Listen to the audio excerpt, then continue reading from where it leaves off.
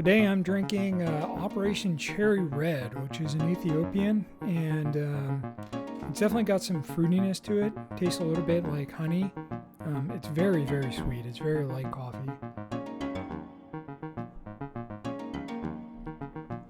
It's another Kawava coffee. Big fan of that roaster still.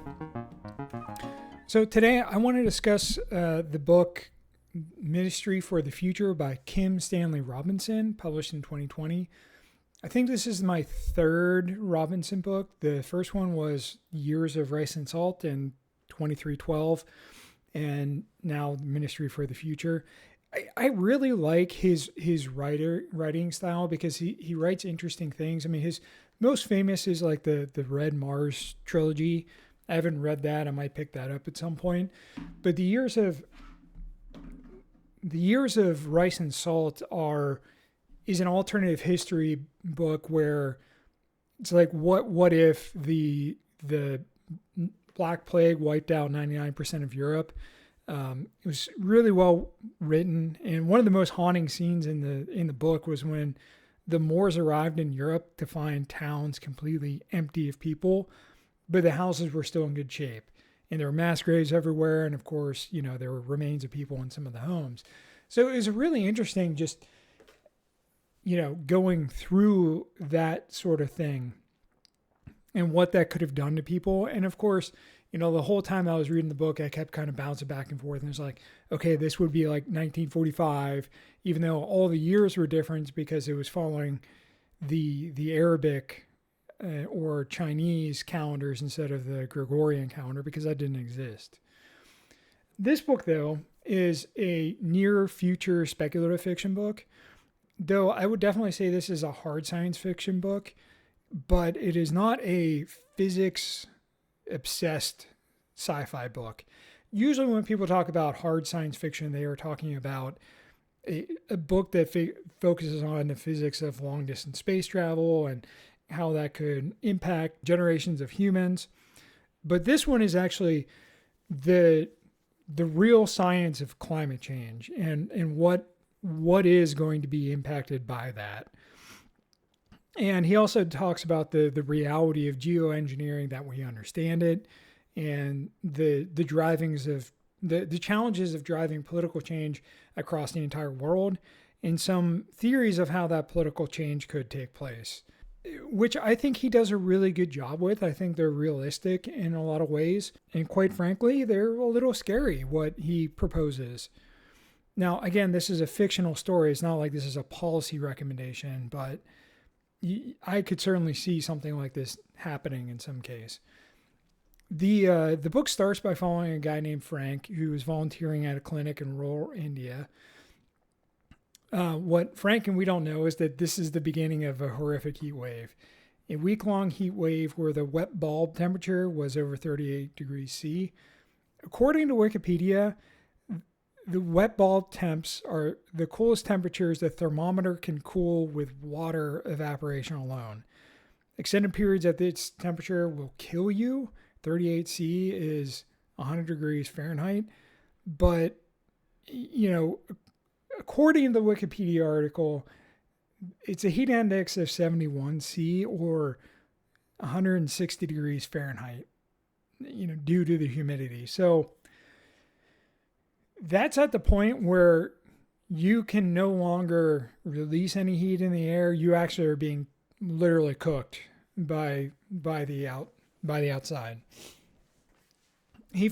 Frank finds himself to be the only person at this clinic because the other person decided to leave. He hears neighbors crying in despair as elderly begin to die. The elderly die first, then the infants, and families start taking bodies to the roofs. And Frank sees this because he's gone to the roof to cool off. He tried to keep the clinic closed, but realized that he had to do something, that he couldn't just let people die. And as he's trying to figure out what to do, power cuts out all across India. And he even calls up someone who runs his organization in Delhi. And she basically was like, I don't know what the fuck to do. we don't have power either. So you're going to have to fucking figure it out. And so what he does is he has a generator, and he puts that up on the roof, and he puts an air conditioner up on like the second or third floor so that it can help cool people off. And he fits about 80 people in there, and it helps keep them alive for a while. But ultimately, it doesn't matter because a bunch of thugs come, steal the air conditioner and the generator. And even whenever people, even with the air conditioner, people were still dying in the clinic and in that room. What Frank is able to do is he has a store of cold water that he continually drinks, and he doesn't share with anybody else. And that may have been what keeps him alive, because that night, basically as everybody's kind of giving up and starting to die, they go to this lake, which there's a whole bunch of dead people already in it, but he has the people staying there to try and cool off. The lake, the heat breaks that night and finally cools off, and he is literally the only person to survive in the entire city. And it's, thousands and thousands of people. In total, 20 million people die in India due to this heat wave. And, in a couple years, this seems like it's reasonable. We've actually had temperatures hit this height, just not for a week long. We've had it hit this period in certain parts of the world for couple hours or a couple, at most, and then cool off. Some of this has happened in Chicago, again, kind of according to the Wikipedia article. And they talk about it a little bit in the book too, where Chicago's had something like this, New York, Europe, where some of these heat waves hit this high point and people just start dying because they cannot cool down. And this is something that we need to be cognizant of as we continually raise the temperatures. There's going to be more of this. And, that means that people might move to new areas because it can't get to those temperatures. So in this case, India underwent radical political change. They broke the Paris Agreement, which requires agreement from the entire world for geoengineering. And what they decided to do was fly over the ocean to the west of them, so that from the jet stream, the wind would push these chemicals over India. And what they did is, and this is actually something that if you like reading like Freakonomics or anything like that, Super Freakonomics actually talks about doing this in that book. Wow, I don't like a lot of that book because they talk about the cost of solar will never be affordable. I mean, this was like 15 years ago, and it was already affordable 15 years ago, and it just continually plummeted since. But the goal with this is to essentially look at what kind of chemicals come out of a volcano during a volcanic eruption, the volumes of that, and try to replicate that, because that does cause a global cooling and often a micro regional change. I mean micro in the sense compared to the entire globe, but it would cover the entire country of India for sure. And so what they do is they do a double strength of this mountain, or this volcano that erupted in 91, which we have really good data for.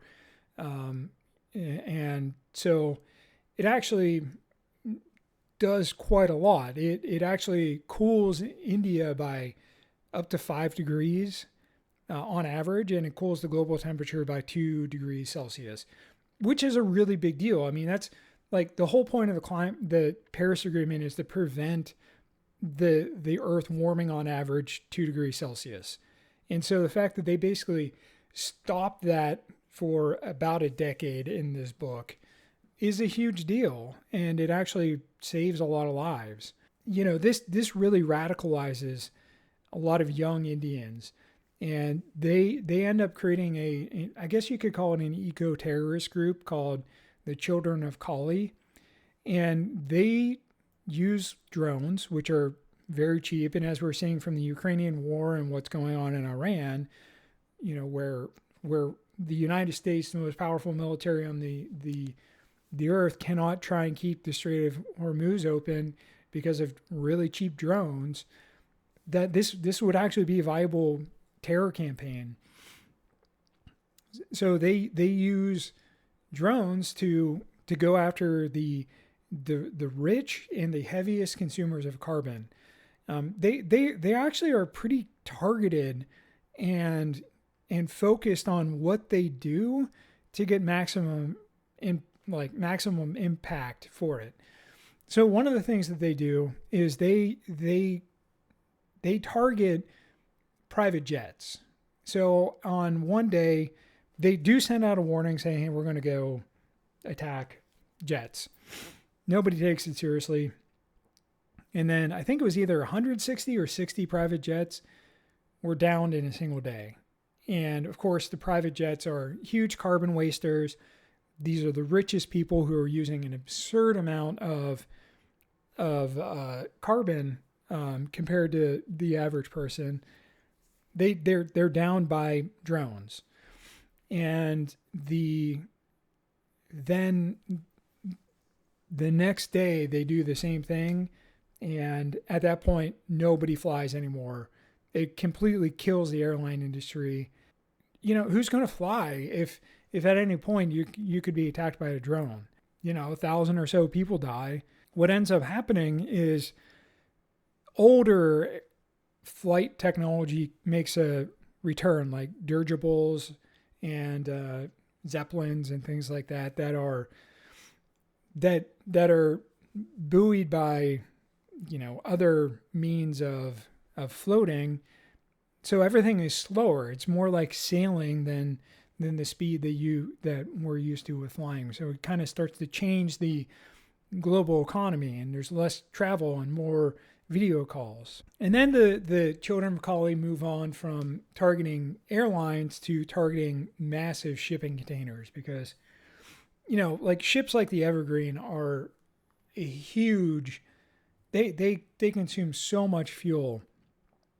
And so they initially start sinking those ships, which really causes a lot of problems with supply chains, and which we've already seen the experience of, like with COVID, where ultimately being local and having shorter supply chains is better because it saves money. It makes things less disruptible. And so they start having smaller ships that use less fuel, and a lot of the bigger ships are retrofitted, and then even those are started to be partially powered by batteries and solar powered, and so the ships start to shrink to the point where they can be more sustainably managed with solar power. And while all this is going on, there is a relatively toothless organization called Ministry for the Future that's responsible for giving voice to future generations. It's kind of formed right in the wake of the Indian heat wave. Their job is to make sure that countries meet their Paris Agreement and to stop the sixth extinction event, which we're currently in reality. We humans are causing an ever-expanding extinction event. Like I watched a casual geographic video, I'll link it up here, about red pandas a week or so ago. There are only 2,000 red pandas alive. These little guys are adorable. 2,000. What are we doing here? Why are we allowing these animals to go extinct just for fucking farmland? So I'm not going to keep digging into a lot of the plot, because I think Robinson talks about some interesting things in the book. And he digs into a flaw in economics, especially the time value of money, which you can think of as reverse compound interest calculation. So with compound interest, it's you put $1,000 in into the bank and into some sort of account, and you're continually getting some amount of interest rates. And over time, it's a snowball effect for how much money that you're accumulating. But with time value of money, you can also think of it, if I just hold on to it and I don't do anything with it, and there's some discount rate to this money. A lot of times companies use 10%. And, so if I have $1 million from now, 10 years from now, it's only going to be worth, $100,000. So it makes more sense to spend the money now and invest into something that's going to have larger returns.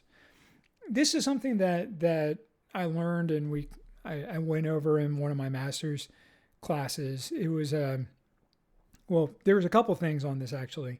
In my economics of entrepreneurship or financial entrepreneurship, we discussed how a lot of venture capitalists use the time value of money with a discount rate of like 100%, which doesn't really seem like it makes sense, but it does, because as you change the way that discount rate is then broken up over like using compound interest math. And it turns out you actually need to have like 64 of these bets going on at once and need to get, 64 power to the 64th of return to make things worth it. The math is a little wonky, but that's also why you have, like some of these companies like Andreessen Horowitz that are putting in these billions of dollars, expecting to get trillions of money out of OpenAI and things like that. So the other thing that in one of my classes, it was like the ethics of sustainability or something like that. So we had conversations about, so the tragedy of the commons generally has been debunked, but it is generally a good framework to think about how, I think certain environmental regulations or environmental things should be considered. It's been debunked in the more classic common sense. So the tragedy of the commons is you have this common plot of farmland, and at some point someone's going to say, hey, I can make a little bit more money if I put an extra sheep on there, and then everybody's going to start doing it. But in the historical sense, the tragedy of the commons never actually happened. Like, people were well behaved, but I would argue that if you look at our environment as a commons, the way that we talk about externalities in economics actually has driven the behavior that never would have happened before, because people were in community and self-policing. Now you have these giant companies that are dumping and polluting all these rivers and things like that, and that's the water is the commons, and they don't give a shit about it. They don't feel like they have to keep anything clean. We require, government agencies to come in and control that sort of pollution. So I think in that sort of sense, we have a tragedy of the commons. Like, data centers are a tragedy of the commons, where the noise pollution is making people sick. The way that the air, the environment sounds is a common space. The people making data centers just don't give a shit. It's also the reason why poor communities are often the worst places in terms of environmental damage. One of the other types of tragedy is a tragedy of time, as Robinson calls it, which is another tragedy of the commons. But it's more interesting than that, because it's talking about how the world is the same, is a communal place for people alive now and the people alive in the future, because there's always a new generation that's going to be born, and there's a conversation about how like you can hear people talk about it with boomers, where it's like the boomers ruined everything for everybody and they're not willing to change anything. They just care about money. And now like the Gen Alpha is really angry at the boomers because they just don't really care about any of that. And so, that's really a problem with the United States. The United States really does not care about that. And in some cases, it's not even just the boomers. It's also people who are just struggling to survive. The American culture has pushed people towards fuel inefficient vehicles. They're barely struggling to survive. They are feeding their kids on McDonald's because that's all they can afford. They're in food deserts. There's a lot of things impacting people, and they just don't have any of the resources to think about how to make things better for the future. A lot of ways it is a luxury of the bourgeoisie to be able to think about those sorts of things if it's not baked into the culture. There are some cultures where it definitely is, like in India, for example, which is something Robinson calls out. They apparently value a consistent range of generations. So it's like the past 7 generations and the future 7 generations are all treated as if they're the same as the current generations, which honestly makes a lot of sense. I mean, there's always 3 or 4 generations, like generations alive at the same time. So you need to be thinking about, this is going to be impacting my great grandchild, and I am going to be alive to see them. Like my grandmother has great grandchildren who are in their 20s now. So she might be a great great grandmother here soon, depending on how early one of my cousins decides to get married. Cultures that also have a lot of multi-generational living, like the Mexican cultures or some Japanese cultures, for example, they're much more tightly connected to the older generations, which also means the older generations are thinking more about the younger generations. And this is something that I have been thinking about with this for a while. I mean, even before I read this book.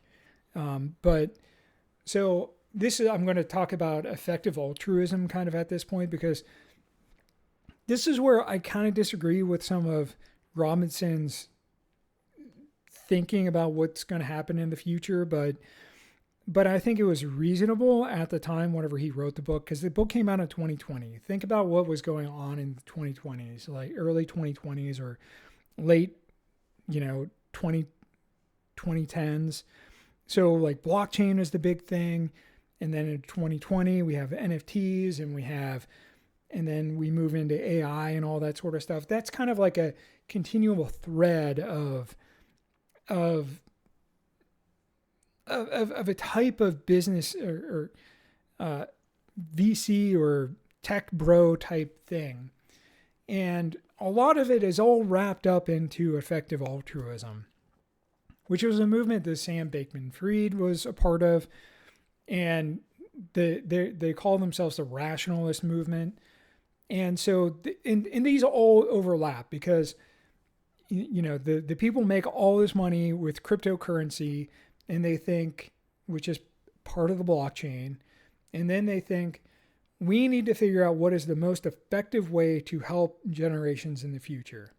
And then the best way to do that, according to them, is to create artificial general intelligence because it's going to solve all the problems. And so you may have heard of a book by some of these guys. It's an AI doomer book. And I read that book. I'm going to do a video on it my next video. It's called If Anyone Builds It, Everybody Dies. And it's a book about artificial general intelligence and how we'll die, because this is going to be a spiteful, horrible thing that we create.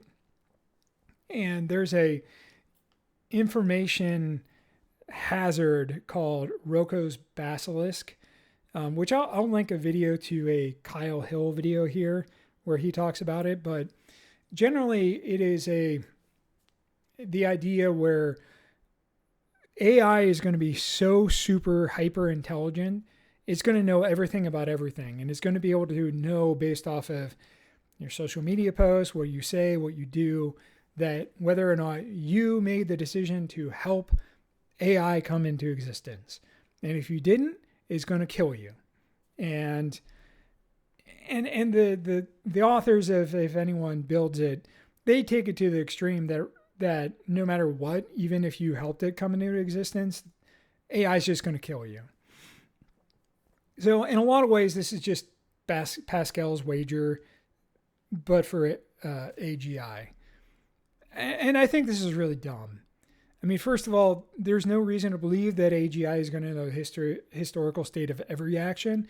And there's also no way to know that that it's actually going to care about who helped it come into existence. Or, I mean, it is going to be, I mean, they talk about it being very alien, but it's also not going to be embodied first in a lot of ways.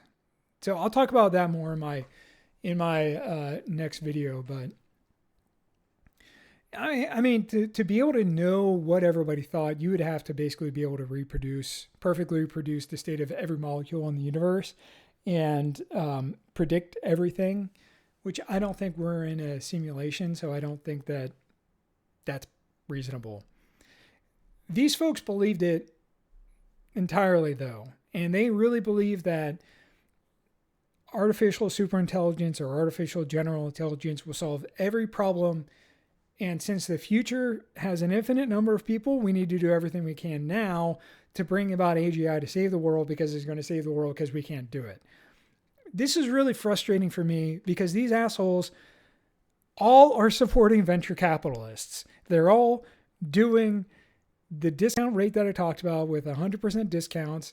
They are expecting a whole bunch of these ventures to fail, and they are looking at money in this condition, but you know they're not looking at discounting the rate of people in the same way, which you know is a trade-off. So in one way, I think there's a good thing. It's a good thing that they're kind of saying, hey, we need to treat these people in the future very seriously.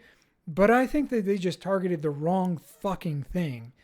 Like, okay, if those outweigh anybody alive now, then we need to fix climate change now, because we can fucking do it on our own, because we're intelligent people. We have the tools. We don't need artificial intelligence to tell us how to do that.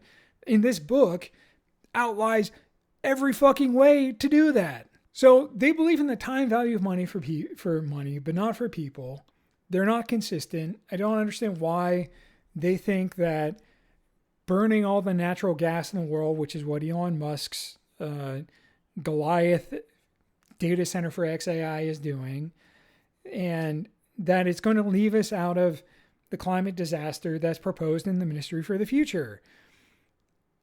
I think, you know, like I said, a real rational choice is to dump the money into driving down carbon usage and just investing in solar power fields, coming up with like the solutions that are offered in Ministry for the Future are a really good blueprint. I mean, instead of using diesel powered ships, they do a combination of wind powered and they create on the sails. They're also solar powered. So they're solar powered.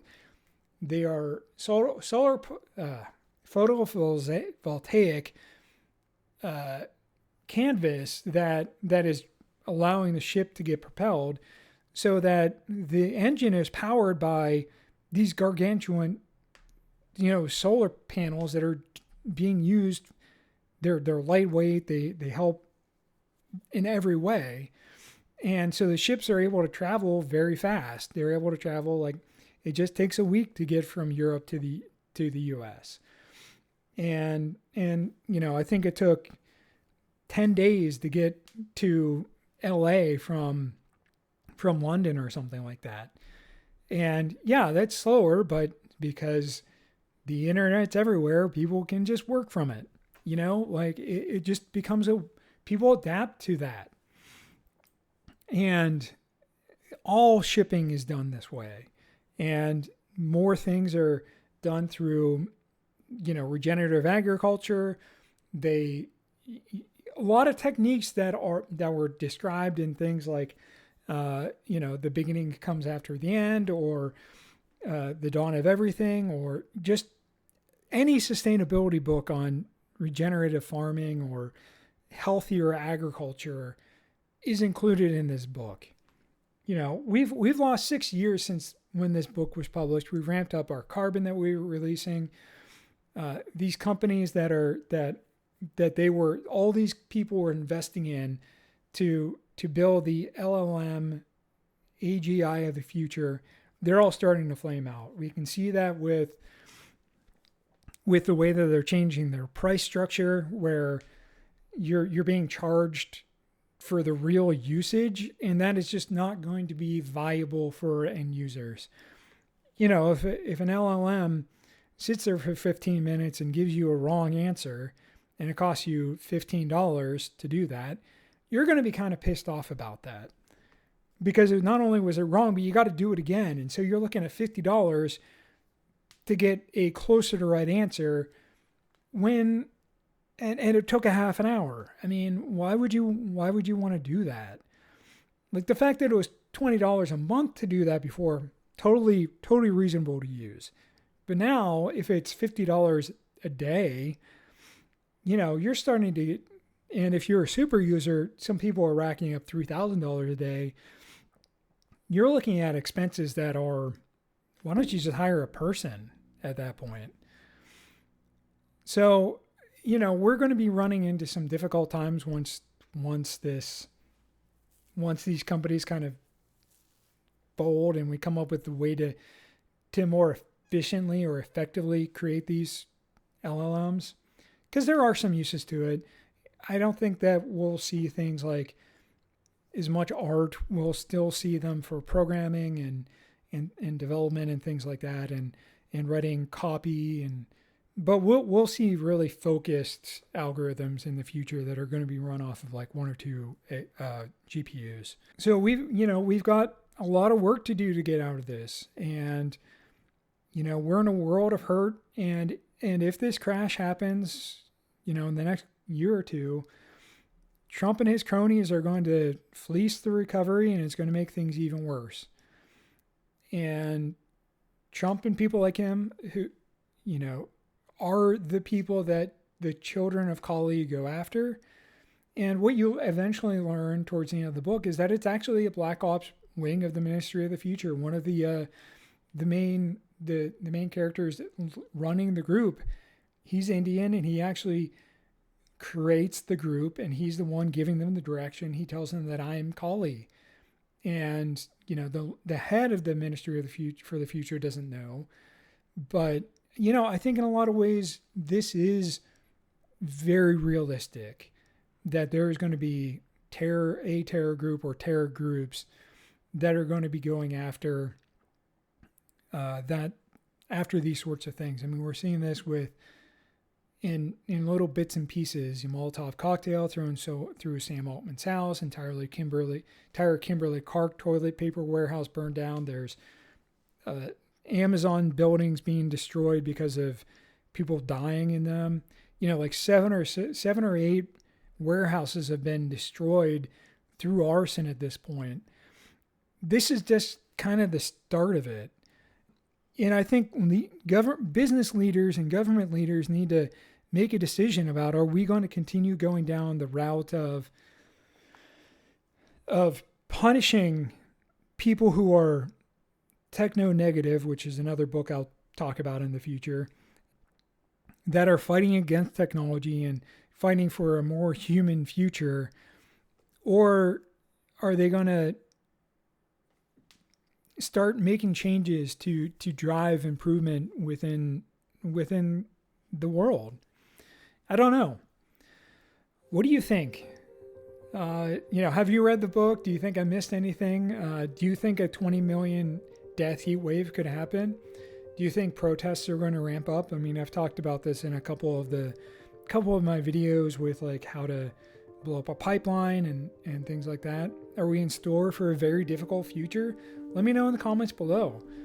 I plan on discussing this book more in the future with anyone builds it, or with a book I've read called Techno-Negative, which is the long history of refusing the machine. If you want me to pick up any books to discuss, let me know. I really appreciate it. And I want to thank you so much for spending time with me.